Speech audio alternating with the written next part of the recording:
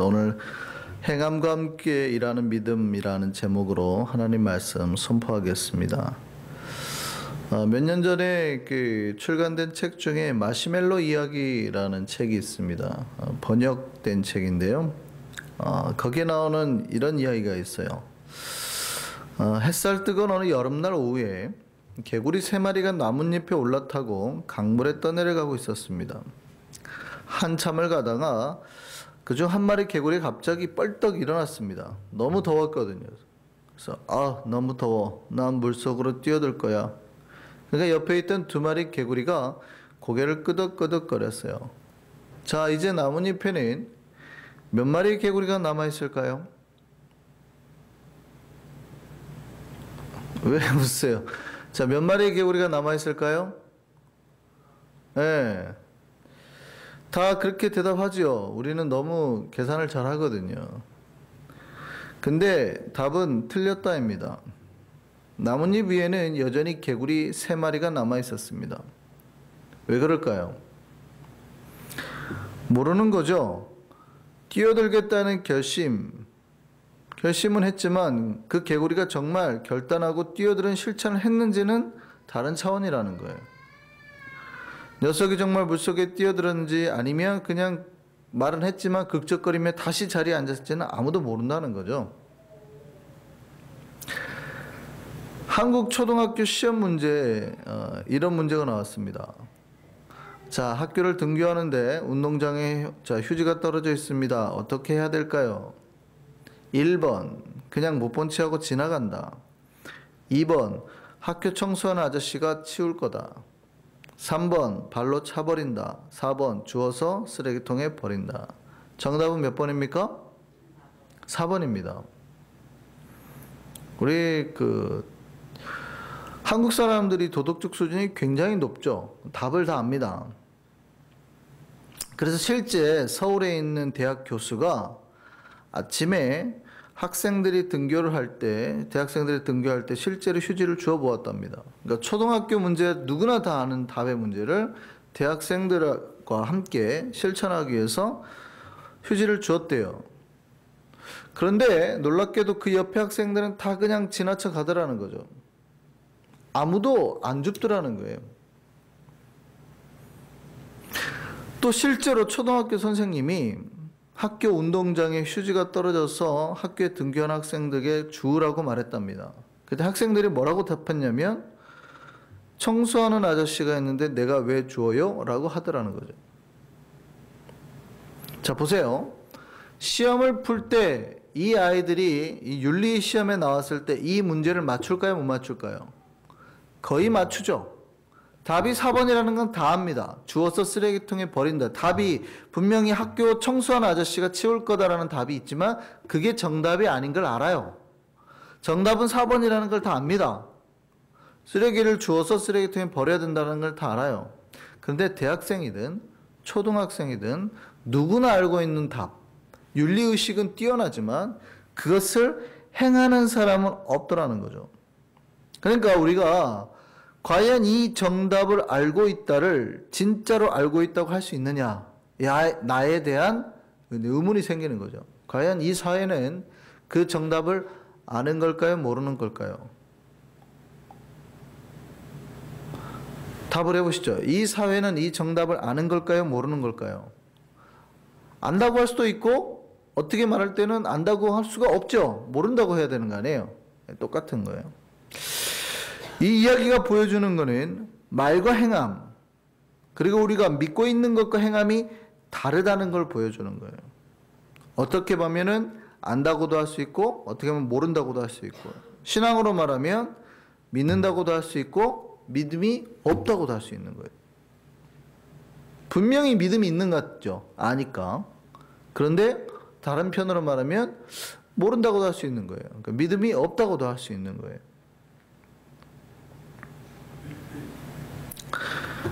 신앙에도 우리가 믿는 대로 행하면 좋겠지만 사실은 많은 사람들이 믿음과 행함을 따로따로 분리해서 살아가고 있습니다.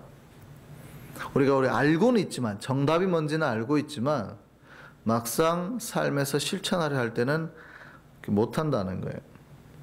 그럼 한번 질문해 보죠. 우리의 믿음과 행함을 일치시킬 수 있을까요? 사실은 이게 우리 신자들의 가장 큰 기도거리입니다. 그리고 또 시험거리기도 해요. 우리가 아는 대로, 우리가 믿는 대로 다 행하면 우리는 성자겠죠. 근데 그렇지 못하는 거예요. 우리의 믿음과 행함에는 일정한 거리가 있습니다. 갭이 있다는 얘기죠. 좋은 신자는 어떤 신자입니까? 목사들에게도 그래요. 목사들에게는. 자기가 믿고 행하는 바를 설교하라 그러거든요. 그런데 어떤 목사님은 그럽니다. 어떻게 네가 다 알고 어떻게 다 행하고 설교를 해? 그렇지 못하지만 그럼에도 불구하고 가르치면서 설교를 하는 거지라고 말을 합니다. 신자들도 마찬가지예요. 자, 어떤 신자가 좋은 신자인가요? 자기가 믿고 있는 것, 알고 있는 것과 행하는 사이의 그 갭, 이걸 인지해야 돼요. 인지를 하고 이 갭을 줄이기 위해서 계속 노력하는 신자는 좋은 신자고 건강한 신자예요. 이 갭이 있다는 걸 믿고 그대로 인정하고 그걸 줄이기 위해서 노력한 신자는 좋은 신자예요. 근데 건강하지 못한 신자는요. 믿음과 행함 사이에 거리가 벌어지고 있는데도 그것을 인지하지도 못하거나 심지어 그것을 당당하게 여기는 신자. 마치 누구나가 그럴 수밖에 없는 것처럼 누가 다 지키고 살아 라고 말하고 순종하지 못하고 또 행하지 못하는 걸 전혀 부끄럽지 않게 여기는 신자. 건강하지 못한 신자입니다. C.S. 루이스 굉장히 유명한 분이죠. C.S. 루이스 책 중에 스크루테이프의 편지라는 책이 있습니다. 우화책 같은 거죠. 저 얼마 전에 소개한 적도 있습니다만 이 스크루테이프는 악마입니다. 이름이에요. 그 악마의 이름.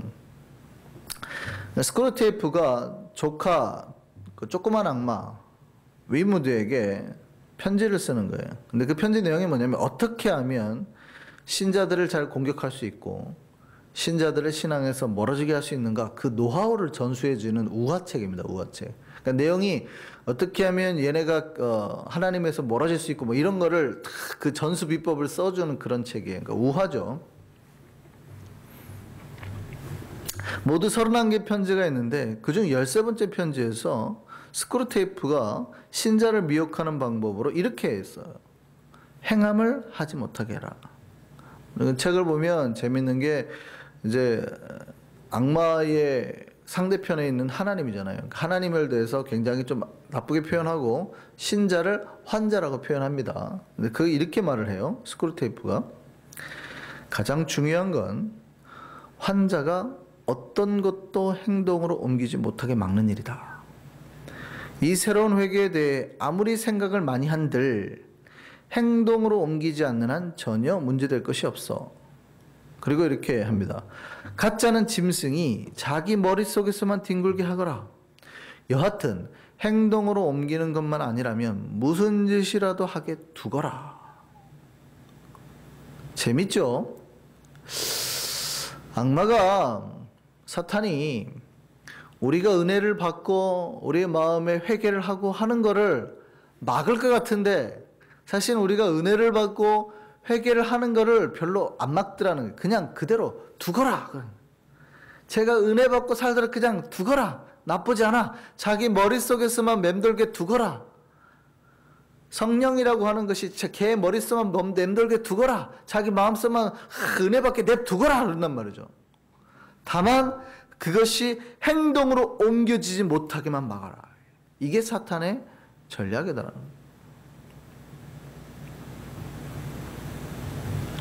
왜냐하면 믿음이 행동으로 옮겨지는 순간 그 믿음은 영향력이라는 걸 발휘하기 시작하기 때문이죠.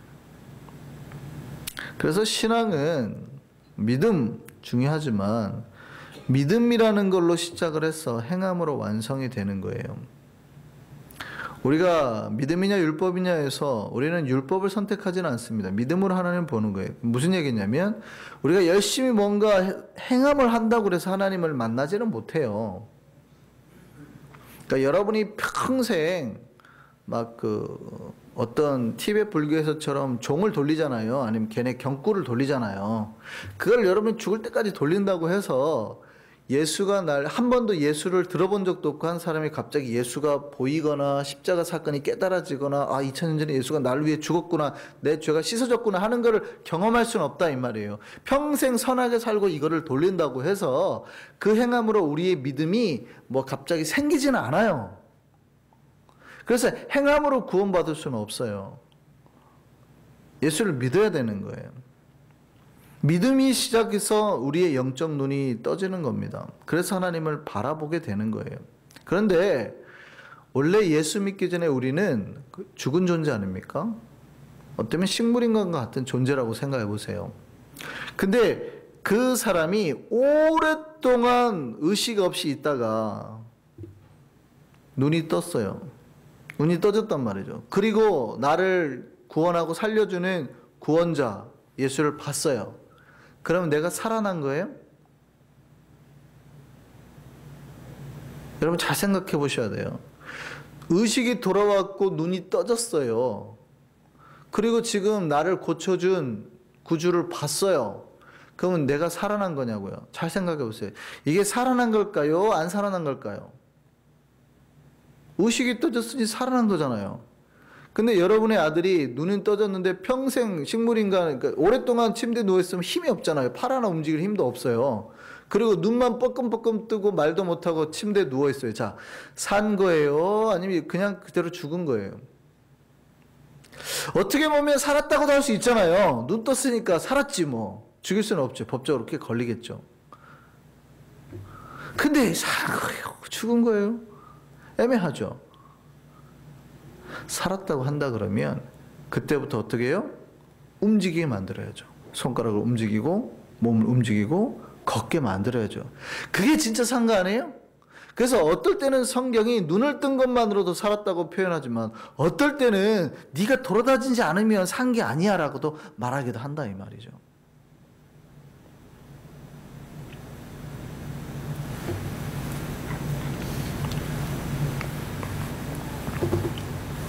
우리가 눈이 떠졌어요. 이게 믿음이죠. 믿음으로만 눈 뜰 수 있어요. 오직. 그러니까 내 행위로서 내가 열심히 혼자 스스로 되는 게 아니라 외부적인 어떤 누군가가 치료를 해줘야 우리가 눈을 뜰 수 있다 이 말이에요. 외부적인 어떤 사건, 의사의 도움으로만 내가 눈을 뜰 수 있는 거지 죽어있는 내가 아무리 손을 꿈지럭거리고 싶어도 안 되는 거예요. 우리 행함으로는. 근데 여러분이 눈을 떴어요. 그럼 어떻게 해야 돼요? 그때부터 이제 나는 살아야 되는 존재라는 걸 깨닫고 움직이기 시작하셔야 된다는. 그것이 온전하게 건강해지는 방법이란 말이죠. 신앙도 마찬가지입니다. 우리가 믿음으로 주님을 볼 수 있게 되었다고 해서 우리의 믿음이 온전해지는 게 아니라 우리의 몸도 같이 움직여서 보고 듣는 거에 따라서 반응하고 활동을 해야 되는 거예요. 그래서 믿음은 반드시 우리의 행함으로 완성이 되는 거예요. 마태복음 7장 말씀 보시죠. 예수님이 이러셨습니다. 나더러 주여 주여 하는 자마다 이런 말합니다. 그러니까 누군가가 와서 예수님한테 주님 주님 말했다는 거예요. 주님이라고 믿었다는 거예요. 그런데 분명히 말과 믿음을 가지고 한 자가 천국에 들어가야 돼요? 안 들어가야 돼요? 들어가야죠. 예수님을 주님이라고 말하고 예수를 주라고 믿었단 말이죠. 그러면 천국에 들어가야 될 거 아니에요. 근데 뭐라고 그러냐면 나더러 주여 주여 하는 자마다 다 천국에 들어갈 게 아니다. 그러니까 다 못 들어간다는 게 아니라 그렇게 말한다고 해서 다 들어가는 건 아니다. 그렇게 말하는 거죠. 그러면 어떻게 해야 돼요? 다만, 중요하죠. 다만 이렇게 하라는 거예요. 하늘에 계신 내 아버지의 뜻대로 뭐 하는 자요? 행하는 자가 들어간다. 말로 주여 주여 말했어요. 주님이라고 말하고 고백하고 믿었다면 그대로 아버지의 뜻대로 행해야 된다는 거예요. 그날에 심판날을 말하는 거죠. 많은 사람이 그런데요. 많은 사람이 한두 명이 아니라는 거예요. 많은 사람이 그냥 눈 뜬 걸로 살았다고 생각하는데 그게 아니라는 거예요. 정말 많은 사람이 주님 앞에 찾아와서 그런데요. 주여 주여 우리가 주의 이름으로 선지자 노릇하며, 그러니까 꽤 종교인이에요. 주의 이름으로 귀신을 쫓아내며, 아이고 기적도 일으켜요. 주의 이름으로 많은 권능을 행했습니다. 능력도 있어요. 그러니까 종교적으로나 상당히 존경받는 사람이에요. 그렇게 말할 때 예수님이 뭐라고 그래요? 그때에 내가 그들에게 밝히 말하되 내가 너희를 도무지 알지 못하니 불법을 행하는 자들아 내게서 떠나가라 하리라. 예수께서 약속하신 거예요. 내가 그렇게 할 거다. 니네가 기적을 일으켜봐라 이놈들아. 니네가 귀신을 쫓아내봐라. 니네가 선지자라고 말해봐라 이놈들아. 내가 도무지 니네가 누군지 모른다고 할 거다 라고 주님이 지금 약간 협박조로 말씀하시는 거예요. 그럼 어떻게 하라는 거예요? 도대체 어떻게 하라는 거예요? 그럼 어떻게 해야 우리가 천국 들어가 구원받는다는 거예요?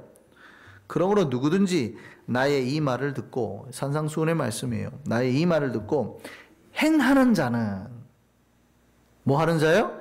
행하는 자는 그 집을 반석 위에 지은 지혜로운 사람 같으리니 비가 내리고 창수가 나고 바람이 불어 그 집에 부딪히되 무너지지 아니하나니 이는 주추를 반석 위에 말씀 위에 놓은 까닭이요. 나의 이 말을 듣고 행하지 아니하는 자는 그 집을 모래 위에 지은 어리석은 사람 같으니 비가 내리고 창수가 나고 바람이 불어 그 집에 부딪혀 무너져 그 무너짐이 심하리라. 그날은 무슨 날이에요? 심판날을 말하는 거죠. 그때 많은 사람들이 그러더라는 거예요. 놀랍게도 정말 많은 사람들이 와가지고 주여 주여라고 부르면 구원받을 거라는 거예요. 주여 주여라고 부르면서 자기 의로움을 드러낼 거라는 거예요. 권능도 일으키고 기적도 일으키는데 예수님이 대답하면 아주 차갑다는 거예요. 이 불법을 행하는 자들은 내게서 떠나가라. 그러니까 종교적으로는 아주 탁월했다는 얘기죠. 얼마나 주님을 잘 부르는지 목이 항상 쉬어 있습니다. 주여, 기적도 종종 일으켜요. 근데 그들의 삶은 불법으로 가득하다 이 말이에요. 그들의 삶은 불법으로 가득해요. 몇백억을 횡령하고, 그 아들이 막 연예인 여자 안 만난 사람이 없다 그러지. 결혼 4번인가 하고 그랬잖아요.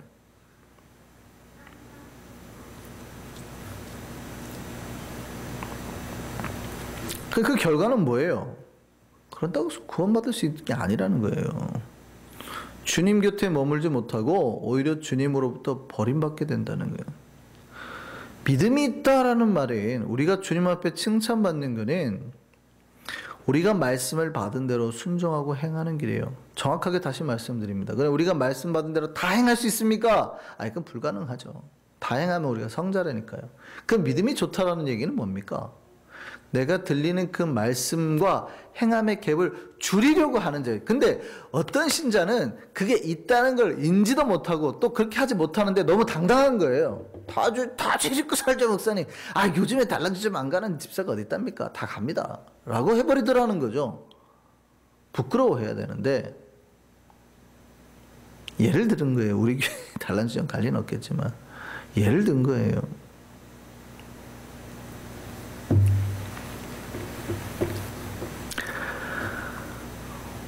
우리가 믿음이 있다고 할 때는 행함으로 그 열매가 맺혀져야 돼요. 성령의 열매나 거룩의 열매가 행함으로 맺혀져야 되는 거예요. 예수를 만난 사람에게 예수께서 그래 믿음이다 라고 말을 했다고 해서 그 단순히 믿음만 의미하는 건 아닙니다. 히브리인들에게는 믿음이라는 말에는 행함이 포함되어 있는 겁니다. 그러니까 여기서 믿음이라는 거는 우리가 의지적으로 생각하는 믿음, 아까 스크루테이프가 말한 것처럼 그 사람 안에서 자기 생각 안에만 머물게 두어라라고 말하는 그 믿음이 아니라 행함이 당연히 수반되는 믿음인 거죠.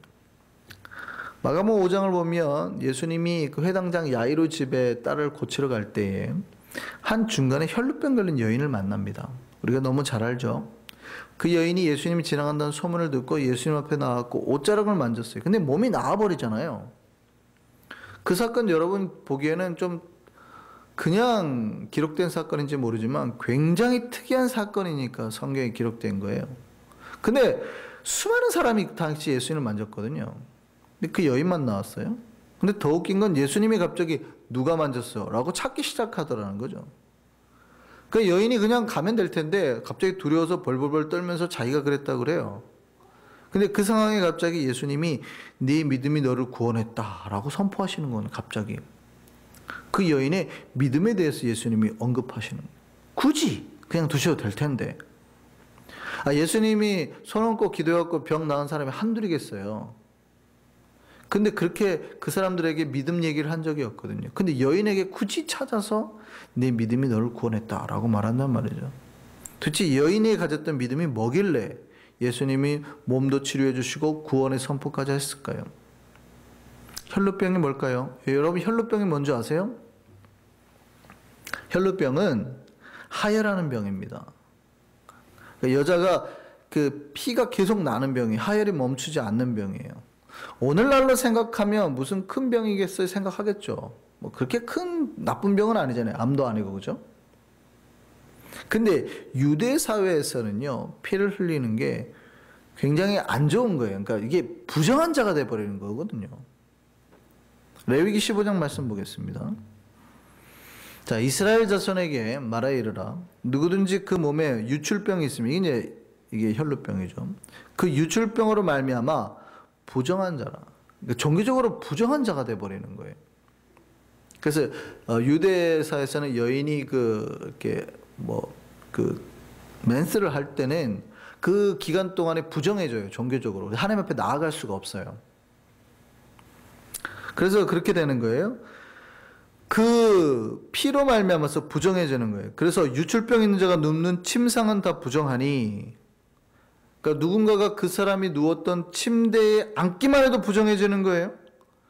유출병 있는 자가 앉았던 자리도 부정해지니까 모르고 그 사람이 앉았던 의자에 앉기만 해도 부정해지는 거예요. 유출병 있는 자와 몸과 스치기만 해도, 접촉하기만 해도 부정해지고, 그 사람이 기침하다가 침이 캑캑 했는데 그 침이 튀면 부정해지는 거예요.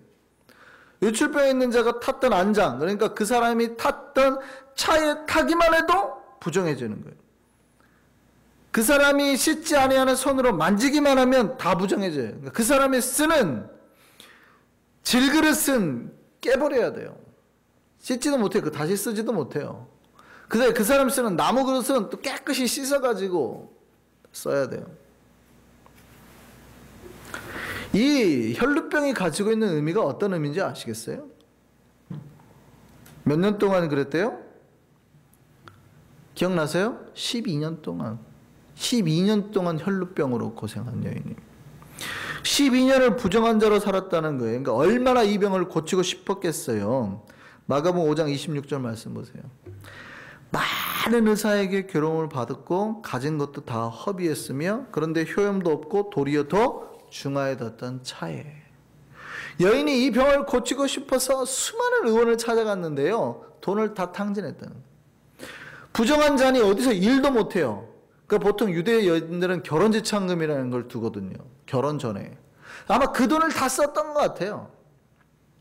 자기가 결혼하려고 모았던 그 돈을 다 써버렸던 것 같아요. 그 병을. 근데 안 고쳤어요. 그러니까 돈도 없죠. 부정한 사람이니까 가족도 함께하지 못해요. 가족도 없죠.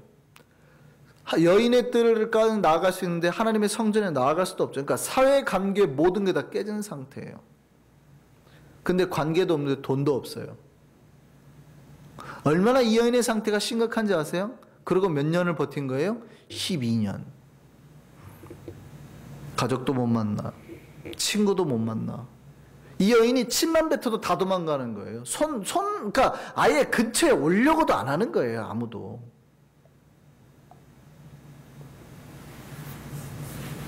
근데 생각해 보세요. 부정한 자는 여러 사람이 있는 곳에 다니면 돼요, 안 돼요? 안 돼요. 여러 사람이 다니고 있는데 되면 안 돼요. 왜냐하면 부정한 자를 만지거나 그 사람이 만지거나 스치기만 해도, 그 사람이 앉은 자리에 누가 앉기만 해도 부정해진다니까요. 그런데 이 여인이 어떻게 했대요 지금? 수많은 사람이 와갖고 예수님, 수만 명이 모이니까 예수님 모여가지고 하는 그 자리에 이 여자가 몰래 끼어들어갔다는 거 아니에요? 무리 사이에 끼어가지고 몰래 사람들을 이렇게 해치고, 그러니까 다 부딪혔다는 얘기예요 지금. 그 여자가 다 치고 다녔다는 얘기예요. 마가복음 5장 27절 말씀 보시죠. 예수의 소문을 듣고 무리 가운데 끼어, 우리는 이 본문이 말하는 것이 어떤 의미인지 잘 모릅니다. 여인이 그냥 예수님 뒤에 가서 몰래 잡은 게 뭐 그럴 수도 있지라고 생각하는지 모르는데, 이 여인의 이 행동은요, 목숨을 건 행동이에요. 지금 수만 명을 자기가 부정한 자로 만들어버리는 거예요. 종교적으로. 그건 뭐예요? 주변 사람들 전부 다 돌 들어서 던져서 여인을 죽일 수 있는 거예요, 지금. 이 여인의 예수님의 옷자락을 잡은 행동이 우리는 그냥 몰래 가가지고 여러 사람 중에 한 명인데 잡았는데 갑자기 기적이 뭐 나갔고 뭐 이렇게 생각할지 모르지만 이 여인이 예수님의 옷자락을 잡기까지는요, 여인의 결단은 어마어마한 거예요. 내가 죽냐 사냐 결단하는 거예요, 지금.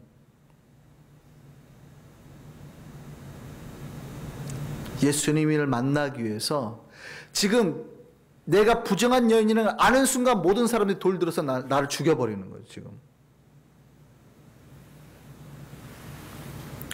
근데 몰래 숨어서 무리 가운데 끼어서 조용히 예수님 옷자락을 잡았는데 예수님 그걸 알아버린 거예요.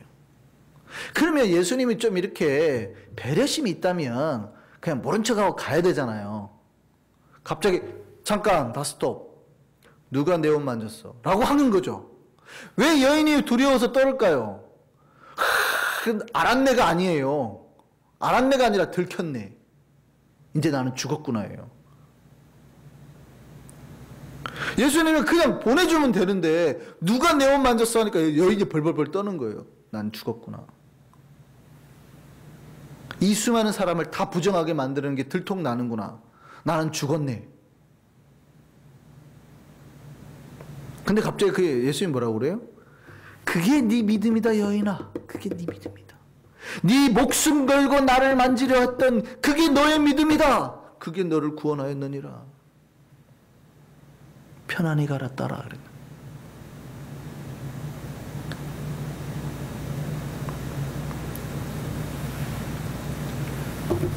여인은 두려워서 떨었죠. 내가 수많은 사람 부정하게 만들고 심지어 랍비, 그 여인 랍비라는 거였죠. 예수마저도 부정하게 만들었다 생각하는 거예요.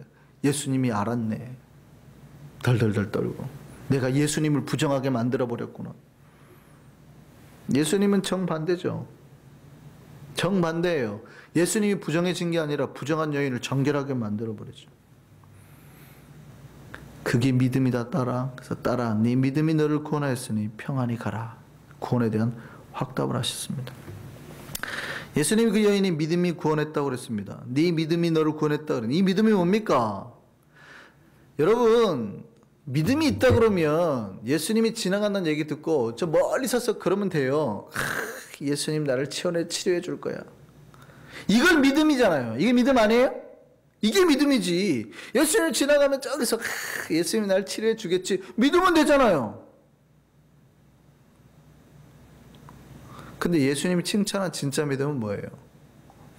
내가 예수님까지 나아가기 위해서는 수많은 난관이 있는데 그 난관이 지금 내 목숨 걸어야 될 난관이라고요. 근데 내 목숨까지 걸고 나아가서 예수님의 옷자락을 잡았어요. 이 행함이 있는 이 믿음, 이게 진짜 믿음으로 보는 거죠. 사실은 그냥 멀리서 기도하면 되는 거 아니에요. 예수님 아시죠? 내 병 빨리 고쳐주세요. 그걸 믿음이라 하지 않고 예수님은 내 삶이 힘들지만 내가 저기까지 나아가기 위해서는 죽을 것 같지만 내 목숨 걸고 나아갔단 말이에요. 이걸 믿음이라 봤단 말이에요. 그래서 여인에게 네 믿음이 너를 구원했다 그런단 말이죠. 이 행함에 있는 그 믿음. 오늘 본문 22절을 보면 이렇게 말합니다. 믿음이 그의 행함과 함께 일한다. 믿음이 뭐예요? 행함과 함께 일한다. 우리가 가지고 있는 믿음은 반드시 행함과 함께 일하는 거예요. 또 행함으로 우리의 믿음이 온전하게 되었다라고 말합니다.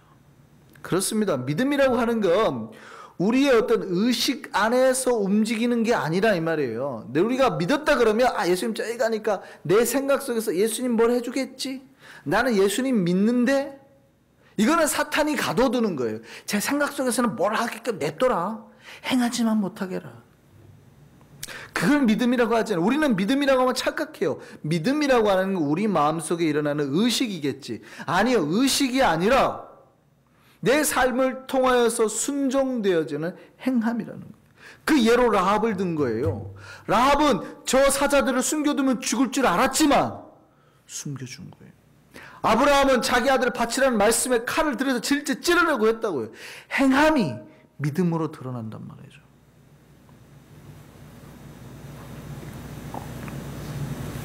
저는 우리 삼성교회나 YCM이나 우리 한성의 모든 백성들이 이 행함과 함께 일하는 믿음을 가지기를 소망합니다.